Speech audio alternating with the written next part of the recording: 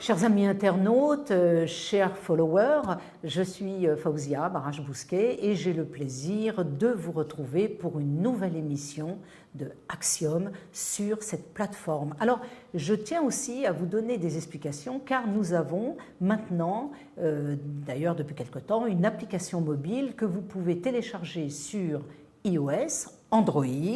Vous avez sur cette application les news, le magazine, une web TV et une radio. Alors, la radio s'adresse aussi, pas simplement aux Marocains du Maroc, mais aussi à tous les Marocains du monde entier. Alors, Marocains qui sont à l'extérieur, vous voulez avoir des informations, vous voulez avoir des thèmes, vous voulez connaître les dernières news, n'hésitez pas à télécharger cette application et vous avez aussi d'autres plateformes comme par exemple YouTube, Deezer, Spotify.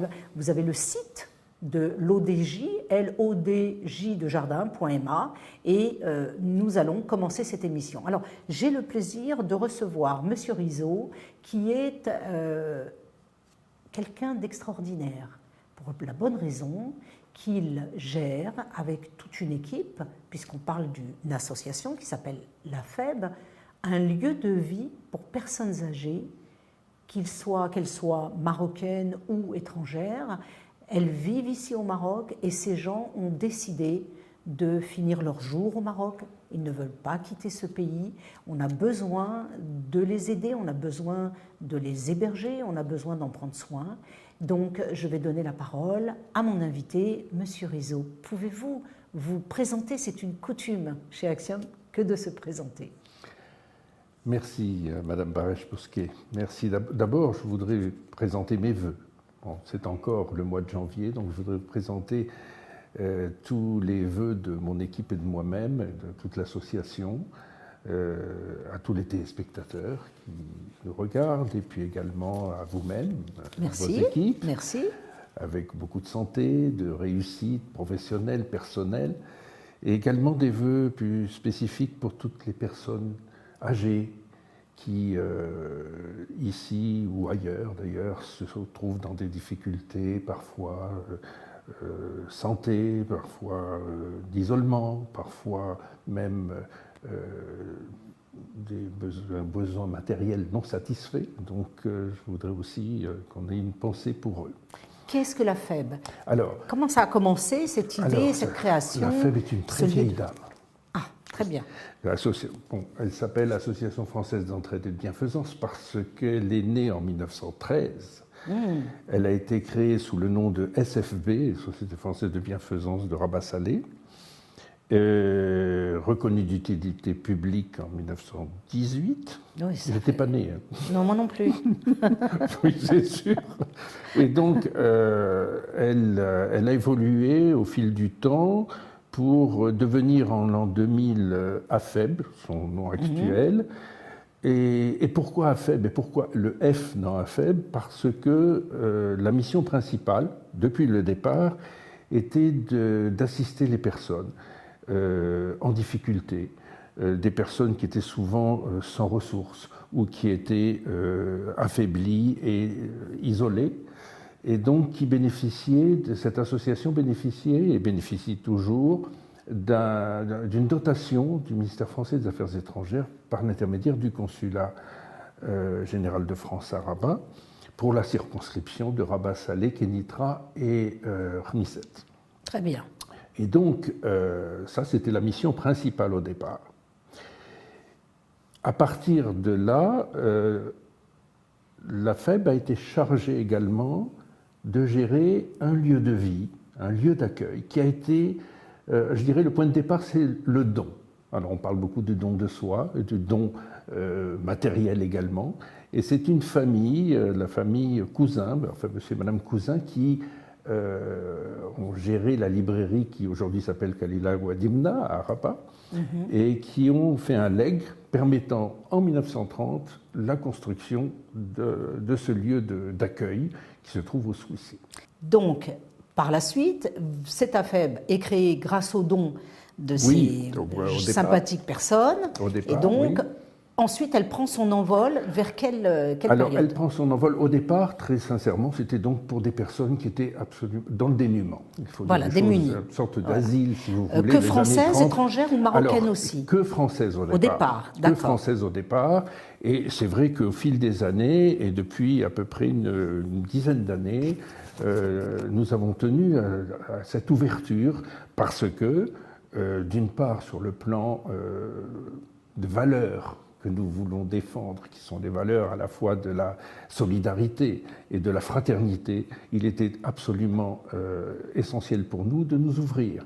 Ce qui fait qu'aujourd'hui, nous avons à peu près entre 60 et 70% de personnes de nationalité française et de binationaux, et une 20-25% de nationalité marocaine, et le reste étant des nationalités d'autres pays. Oui, parce qu'aujourd'hui, on voit beaucoup d'étrangers. On a des Russes, des Italiens. Voilà, là, nous avons Belges, Espagnols, donc voilà, ce sont d'autres Alors, nationalités. si je reformule, on a un don au départ d'un couple très sympathique, très altruiste, qui qui fait en sorte de pouvoir ouvrir cet établissement. Et petit à petit, les années faisant, on arrive à une vitesse de croisière à pouvoir permettre à des personnes d'un certain âge de pouvoir résider dans ce lieu de vie. Ce sont des personnes maintenant qui sont soit françaises, soit binationales, soit des personnes qui sont étrangères, mais d'autres nationalités que simplement la France. Et ce lieu de vie que vous avez pu constater, voir à travers ces photos, eh bien, comment on y vit et qu'est-ce qu'on y vit. Alors, je sais que vous avez des particularités. On m'a parlé notamment d'une salle qui s'appelle la salle Snollen. Snozolène, oui. Snozolène. C'est pas très français comme nom. C'est difficile à prononcer. Il faut parler hollandais pour pouvoir. C'est hollandais? C'est d'origine hollandaise, oui. Quel est le but de cette salle? Et le but de cette salle, d'ailleurs, elle est unique au Maroc à ma connaissance pour l'instant.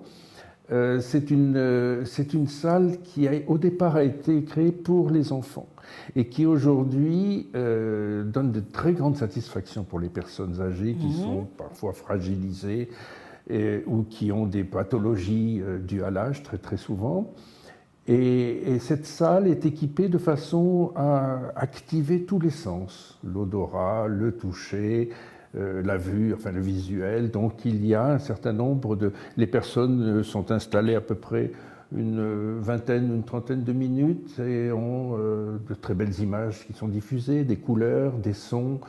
Il y a même un matelas à eau qui permet d'avoir des sensations également. Et on a de très très bons résultats sur On est très loin des EHPAD français. Hein.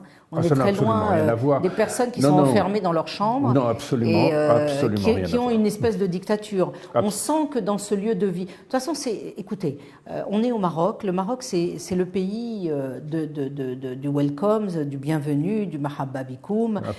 Il est évident qu'une telle maison, une telle structure ne peut être que envisageable et surtout pouvoir apporter du bonheur. Les couleurs du Maroc, le Maroc est un pays tellement coloré que même un lieu de vie doit être coloré. Alors, il est évident qu'en France, par exemple, les médecins recommandent aux personnes âgées de danser. Donc, on leur prépare des bals, des banquets, elles mangent, elles boivent, elles dansent. C'est sympathique. C'est de donner de la joie aux personnes âgées. Alors, si je reformule, c'est un lieu de vie ou des personnes qui ont en général un certain âge. À partir de quel âge est-ce qu'on va dans ce lieu de vie?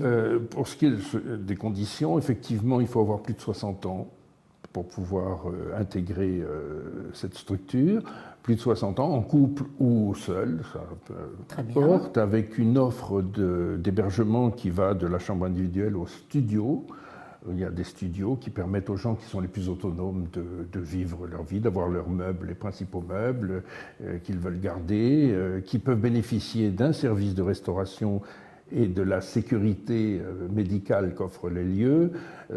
Sécurité médicale, c'est-à-dire vous avez des personnels spécialisés. Exactement. Alors d'abord, ce qui est très intéressant, et vous le disiez tout à l'heure, au Maroc, le sens des relations humaines est, alhamdoulilah, très très développé et maintenu.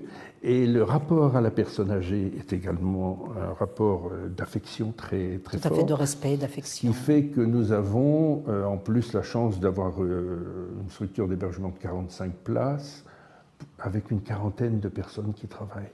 Donc ça veut dire que nous avons un équilibre entre... Les personnes ne sont jamais seules.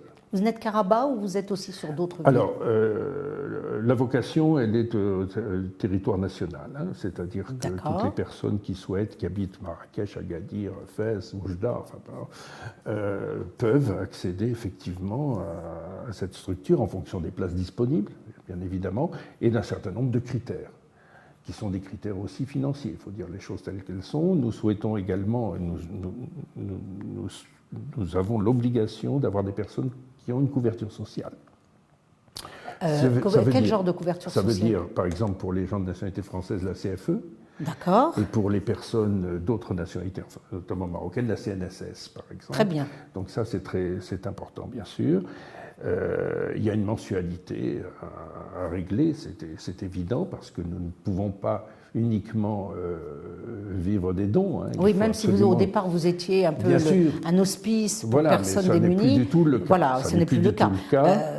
Et nous avons donc, parmi ces 40 personnes dont je vous parlais tout à l'heure, nous avons une équipe médicale. La direction est menée par un infirmier diplômé, M. Branache, qui s'occupe de tout le fonctionnement, disons, de la structure, des infirmiers et infirmières d'État qui sont là, des aides-soignantes, mais également des animatrices, du personnel de service, des jardiniers, parce que nous avons la chance d'avoir un parc arboré qui est, vous savez, nous sommes situés au Souissi, qui est un quartier plutôt très agréable à Rabat. UP, oui, disons le mot, UP. Et donc nous avons cette chance, au départ probablement quand le don a eu lieu et que la construction s'est réalisée, nous étions à la campagne. Aujourd'hui, nous sommes donc... Vous êtes en pleine ville. En pleine ville. Vous savez, il y a beaucoup de Marocains de l'étranger qui ont ce souci pour leurs parents, qui ont le souci de ces placements, parce que parfois, ce sont des familles qui sont pas toujours importantes, qui ne sont pas nombreuses, et même si on ne préconise pas de placer les personnes âgées ici au Maroc, et ça se comprend, car nous sommes musulmans et que dans l'islam, nous devons garder nos parents. Mais les temps changent, les choses évoluent, et nous remarquons beaucoup de personnes qui travaillent à l'étranger et qui ont le souci des parents âgés, de savoir qu'est-ce qu'on va faire de ces parents âgés. Alors, pour ça, essayez de vous rendre peut-être sur le site. Vous avez le site de la FEB, vous avez un site web. Quelle est l'adresse? Absolument. Vous avez quand même un site et vous pouvez donner des explications. On les trouve facilement sur Internet. Je pense qu'en fin d'émission, on pourra le signaler. Tout à fait. Donc, nous avons un site, nous avons une page Facebook. Très bien. Et ce qui est important, pour rebondir sur ce que vous venez de dire, c'est qu'effectivement, il n'est pas facile, dans une famille, d'envisager un membre de la famille s'installer dans ce type de lieu. Je pense que même en Europe, il y a fort longtemps, ça a posé un certain nombre de problèmes, problèmes moraux, Bon. Ceci étant, lorsque vous êtes atteint de pathologies qui sont des pathologies fortes, notamment Alzheimer et Parkinson dans une moindre mesure, il y a un stade où il est très difficile, même avec tous les moyens que l'on peut avoir, de personnel de service, on ne peut pas gérer de la même façon. Et si vous permettez, je prendrai mon cas personnel. Parce que ma propre mère, qui était à Casablanca, a été atteinte de la maladie d'Alzheimer et on a essayé de gérer cela au maximum, mais à un moment donné, on ne peut plus. On ne peut plus pour la personne et on ne peut plus pour soi-même. Oui, c'est une souffrance. C'est une souffrance, on devient irritable, on n'accepte pas, parce qu'il y a le côté affectif, donc on n'accepte pas la décrépitude de la personne, bien sûr. Et donc, je sais que lorsque j'ai été, je ne savais pas qu'existait cette structure, donc c'est à cette occasion, en l'installant là, j'ai découvert qu'elle se sentait mieux. Et j'avais un rapport avec elle beaucoup plus... Courtois, oui, plus affectif, détendu. plus étendu, plus épanoui. Plus détendu, exactement. Et donc, moi-même, hein, j'étais assez... Réticent. Oui, oui. C'était un peu difficile. Oui, bien sûr. Et là, j'ai découvert quelque chose. C'est comme ça qu'à la limite, je me suis retrouvé président de l'association parce que je me suis engagé. C'est tout à votre honneur. Hein. C'est une... Ben écoutez, je pense que c'est important. On est dans une société, comme vous le disiez aussi, qui s'individualise de plus en plus. Les contraintes familiales sont ce qu'elles sont, les capacités d'hébergement sont plus les mêmes dans les maisons. Enfin, il y a un certain nombre de choses qui font qu'aujourd'hui, on doit vraiment penser à nos anciens. Bien sûr. Penser affectivement à nos anciens et les remercier de ce qu'ils nous ont donné. Bien sûr, il y a une reconnaissance. D'ailleurs, on est dans un pays où la reconnaissance pour les personnes âgées est extraordinaire et on est toujours admiratif de voir que les Marocains, en général, sont très respectueux de leurs aînés, comme partout au Moyen-Orient, au Maghreb, en Afrique, hein, que ce soit au Sénégal ou en Afrique du Sud. On regarde. On n'a pas encore trouvé les puces. On nous parle de puces qu'on va nous implanter dans le cerveau ou sur les vêtements au départ. On n'a pas encore trouvé. Si on pouvait trouver des puces d'intelligence artificielle qui fassent que nos anciens ne deviennent plus Alzheimer ou Parkinson, ça nous rendrait service. On va faire un petit appel du pied à Elon Musk en lui disant, s'il vous plaît, dépêchez-vous de nous trouver parce que c'est une souffrance. Alors, si je reformule, Monsieur Rizzo, vous avez un lieu de vie qui permet à des personnes, à partir de l'âge de 60 ans, de pouvoir résider dans un établissement qui est très bien tenu, qui est agréable, convivial, avec un jardin extraordinaire, avec des services, que ce soit de restauration, que ce soit médicaux, que ce soit d'activités, de jeux, de tout ce qui est la prise en charge de ces personnes d'un certain âge. Et ce lieu de vie qui est là depuis très très longtemps, qui fait partie un petit peu d'un des monuments de ce Maroc, eh bien... est-ce que vous avez l'intention de développer, comme je vous posais la question tout à l'heure, d'autres établissements? Alors, non, nous n'envisageons pas de créer d'autres établissements. Ce que nous envisageons, d'abord, nous avons un gros projet de restructuration. Ce bâtiment qui date des années 30 arrive, disons, maintenant, nous ne pouvons plus le moderniser tel qu'il est aujourd'hui.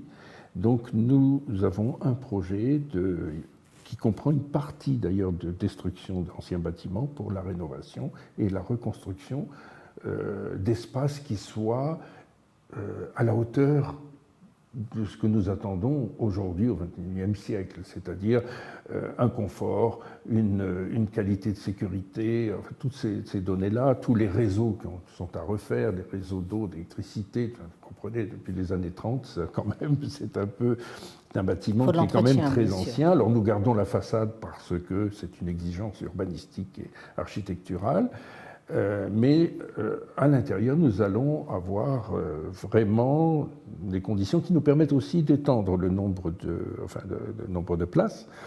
On pourrait atteindre 65 places à peu près. Oui, donc on parle de 45 aujourd'hui, oui, et de 40 personnes. Voilà, de 40 personnes, parce que vous êtes quand même un créateur d'emplois.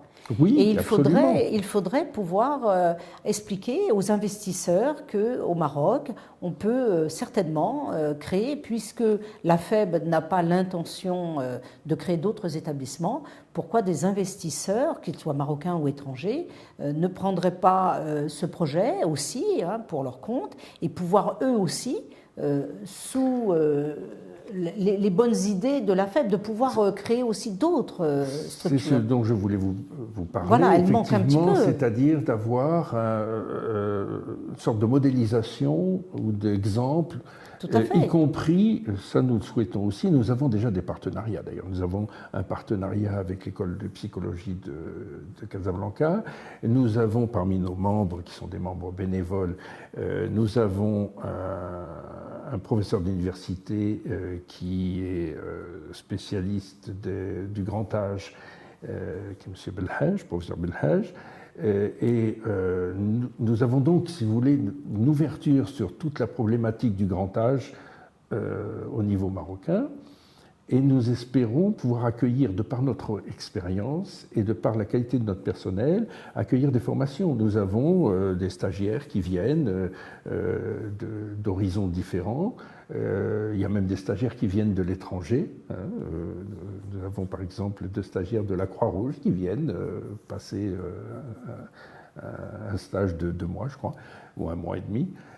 Donc nous souhaitons cela. Nous avons également, parmi les spécialistes médicaux, nous avons une gériatre qui nous assiste et qui permet également d'avoir une formation complémentaire de notre personnel en matière de gériatrie. Nous avons des médecins référents, nous avons des spécialistes. Donc ça, de ce côté-là, il y a vraiment un gros travail à faire de formation et de sensibilisation auquel nous souhaitons participer. D'autre part, je voulais aussi, il y a 2 ou 3 choses que je souhaitais rajouter. En termes d'animation d'abord, c'est-à-dire que les personnes qui sont là ne sont jamais seules. Elles sont prises en charge du matin au soir, avec des animations en art-thérapie, en jardin thérapeutique, en ateliers, différents ateliers. Vous les mettez en contact avec des animaux, on dit que ça marche très bien. Oui, oui. D'abord, nous hébergeons une crèche. Une crèche. Une crèche de 15 enfants. Ah, d'enfants. Oui, d'enfants, une crèche d'enfants, ce qui nous permet d'avoir des rapports intergénérationnels extrêmement intéressants. Bien sûr, les enfants adorent les personnes âgées, elles sont patientes. Et les enfants n'ont aucun a priori par rapport à l'âge. Ils sont petits, il n'y a pas d'a priori. Oui, et les personnes âgées sont extrêmement... Souvent, elles ont des petits-enfants qui sont loin ou bien elles n'en ont pas. Et il y a ce rappel de l'enfance qui est très important. On a de très bons résultats. Voilà, un lien affectif très fort. Très fort. Et puis les animaux, effectivement, alors ça va de la tortue au chien en passant par le chat. Enfin, vous avez une tortue, elle s'appelle comment? Elle n'a pas de nom, il y en a 3. Ah, très bien, j'ai une tortue qui s'appelle Popeye. Ah oui, elle a de la force. Parce que c'est une tortue qui bouge beaucoup.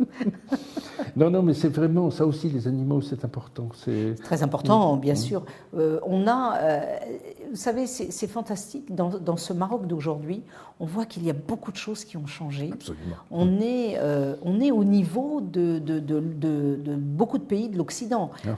Quand je sors du Maroc pour me rendre en France, j'ai l'impression de retourner un petit peu en arrière.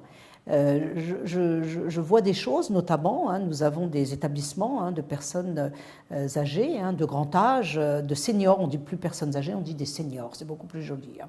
Des seniors. Je vois que les conditions ne sont pas les mêmes. Vous me parlez de conditions qui sont quand même idéales.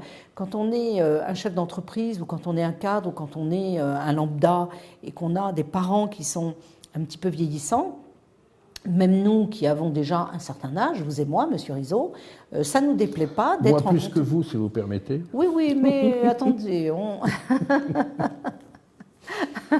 tout est relatif. Ça ne nous dérange pas de finir notre vie dans un établissement où on va pouvoir discuter avec des gens qui ont cette richesse, ce savoir. La jeunesse, c'est très bien, mais parfois c'est un petit peu incompréhensible ou un petit peu fatigant. Les jeunes sont de plus en plus sur leur téléphone portable. Les personnes âgées ont besoin de parler pas simplement de souvenirs, mais elles ont des sujets, des connaissances. Vous savez, il faut toujours prendre l'exemple. On apprend beaucoup. On apprend beaucoup. Vous savez, c'est comme l'exemple de la baleine qui conduit tout le troupeau. Et si vous ne voulez pas vous échouer sur les récits, vous avez intérêt à suivre la plus ancienne, parce qu'elle connaît le chemin. Donc ces personnes âgées, malheureusement, aujourd'hui, dans notre civilisation, on ne donne plus assez d'importance. En Afrique, beaucoup. En Afrique noire, attention, vous savez que notamment, j'ai appris... L'ancien a un rôle... Au Mali, le premier-né, qui s'appelle Bakari, Mamadou ou Abdoulaye, on lui donnera le surnom de vieux. Quand on parlera de lui, on dira vieux, va chercher le vieux, prends le vieux. Et ça fait référence au fait qu'il soit l'aîné de la fratrie, ce qui est très important.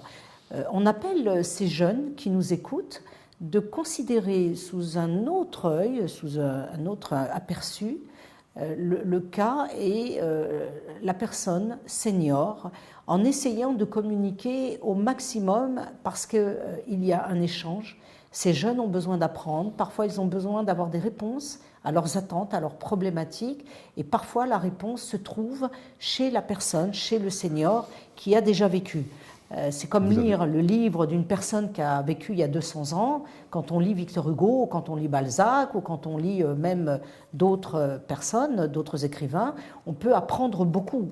La personne âgée, c'est la mémoire. Vous savez, c'est votre mémoire d'ordinateur. C'est le processeur. Vous avez absolument raison, d'autant plus qu'il y a une tendance chez nos jeunes aujourd'hui de penser que la technologie remplace l'histoire et la mémoire. Et je pense qu'effectivement, ce qu'une personne âgée peut apporter à un jeune, c'est la mémoire, l'histoire, l'expérience, et qui complète ce que le jeune apprend aujourd'hui en matière technologique et que le senior n'a pas ou a très peu. Donc c'est ça qui est intéressant. Ça m'est arrivé de voir notamment et de constater une chose qui m'a interloquée. Quand on a une mémoire virtuelle, quand on s'adresse à ces réseaux ou quand on est toute la journée sur son smartphone qui devient la main, c'est l'extension de la main, c'est le smartphone, ne plus faire confiance ou ne plus accepter ou ne plus essayer de comprendre les seniors qui ont tant de mémoire, eh bien parfois ça peut être faillible. J'ai eu le plaisir d'aller dans une association qui est une association qui regroupe beaucoup de personnes qui ont connu une époque où le Maroc était un petit peu tendu et ces personnes ont été un peu victimes à l'époque de choses qui sont très désagréables, il faut dire ce qu'il est, et bien évidemment tout ça a changé, le Maroc a beaucoup changé et on vit dans un pays extraordinaire. Donc je leur demandais d'écrire leur histoire, non seulement pour la transmettre aux futures générations, mais c'est aussi, et il faut le savoir, une manière d'éviter à ce que des personnes qui n'ont pas vécu et qui veulent s'approprier la mémoire, de changer la mémoire et ensuite d'écrire des choses absolument fausses. Et ça, c'est très embêtant, car on peut écrire n'importe quoi et vous avez beaucoup de jeunes aujourd'hui qui ne se réfèrent qu'à Wikipédia ou à leur Internet. C'est la vérité vraie. Voilà, mais on n'entend plus ce que le sage disait. Jadis, dans les douars, des gens passaient, récitaient des philosophies, racontaient des histoires. Nous-mêmes, quand nous allions à l'école, nous avions la maîtresse qui nous faisait la leçon de morale. Et il est bien dommage que nous n'ayons plus ces leçons de morale. Donc la personne âgée, quelque part, n'est pas un boulet, comme c'est parfois considéré en Occident, où on dit vous avez bien vécu, vous avez connu les 30 glorieuses, vous faites partie des baby-boomers. Eh bien, on n'a plus besoin de vous. On a besoin de vous, on a besoin des seniors, parce que c'est la mémoire, c'est la connaissance, c'est un enrichissement. Qu'est-ce que vous en pensez? C'est le lien. C'est le lien des générations qui permet effectivement de ne pas se trouver dans l'immédiateté permanente. C'est le maillon de la chaîne. C'est le maillon de la chaîne.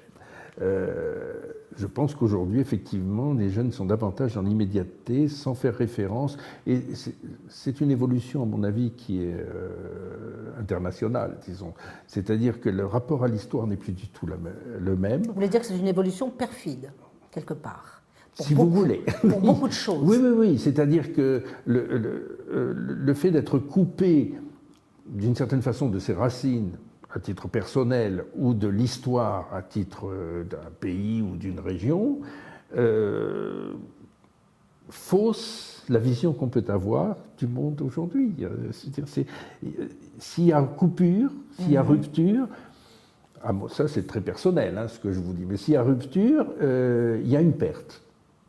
Il y a une perte d'identité, il y a une perte de repères, il y a une perte de jugement qui permet, parce qu'on relativise beaucoup par rapport à l'histoire, par rapport au passé. Donc, c'est un exemple aussi. Quand vous avez un grand-père ou une grand-mère qui vous a raconté toute sa vie, comment elle est passée par des étapes. Bien sûr. Vous savez, au début de la Covid, j'ai un petit cordonnier qui doit avoir 2000 ans. Je sais pas, il n'a plus d'âge, le pauvre monsieur, il travaille toujours. C'est un monsieur très très âgé.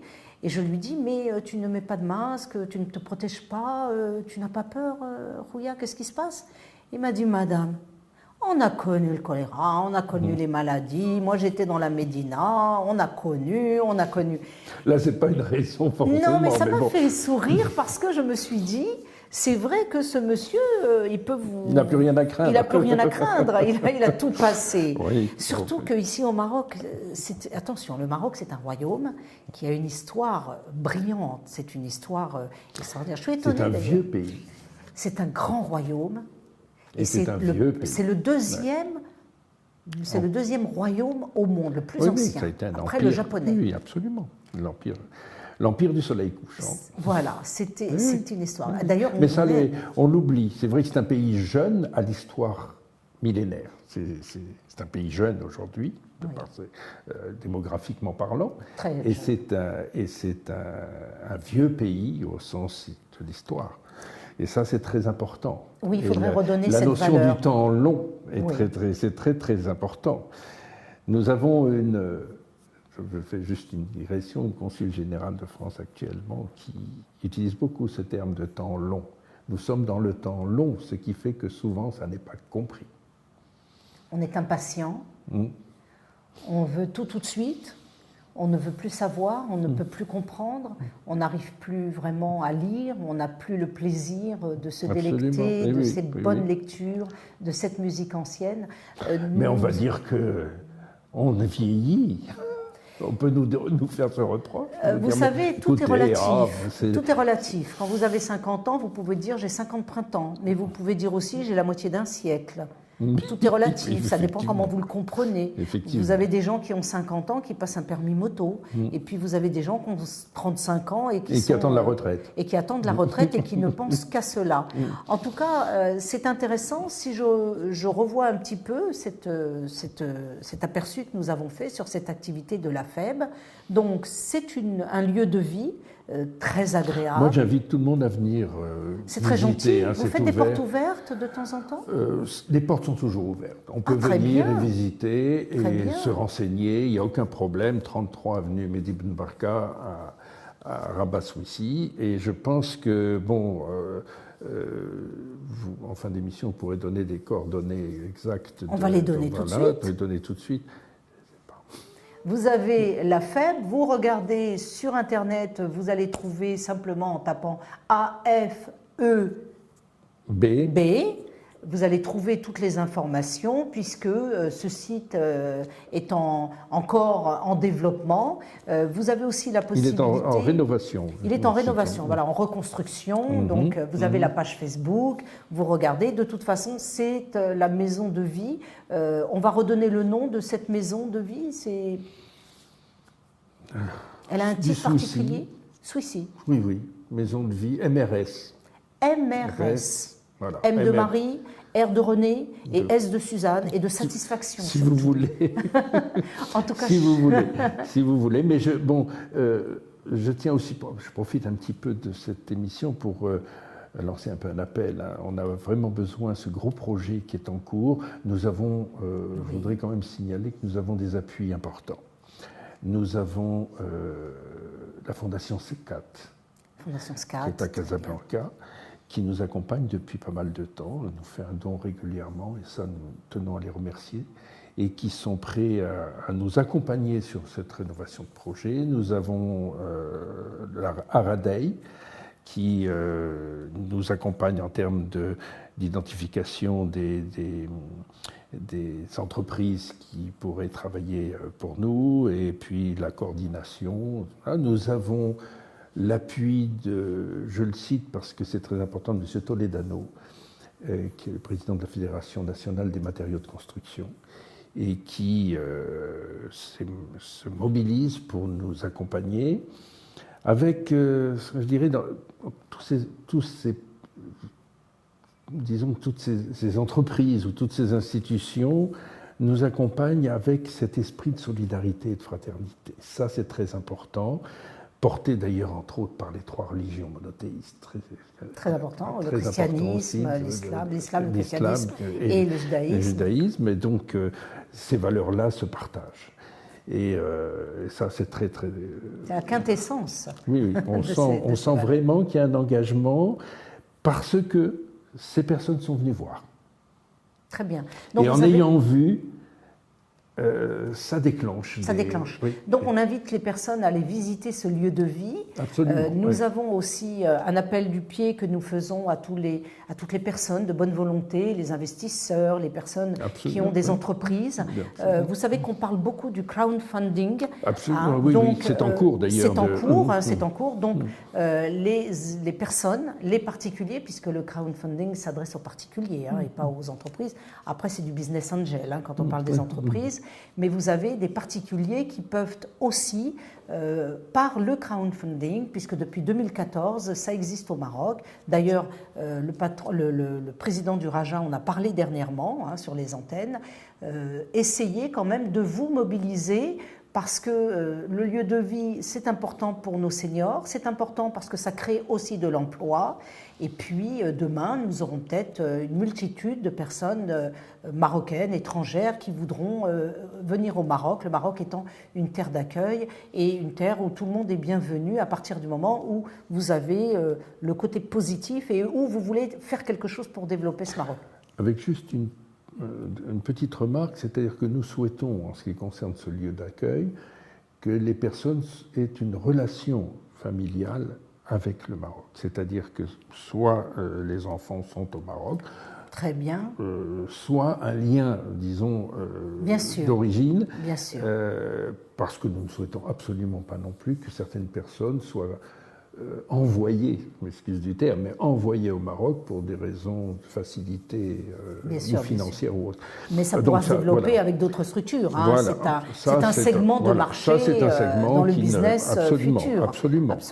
On a souvent parlé du Maroc comme étant une destination pour personnes âgées qui veulent finir un peu leur vie. Mais ça n'est pas disons, pour notre structure. Non, bien sûr, bien évidemment. Mais ça peut ça peut apporter des ouvertures pour certains business, pour des gens qui veulent investir dans la prestation en faveur des seniors.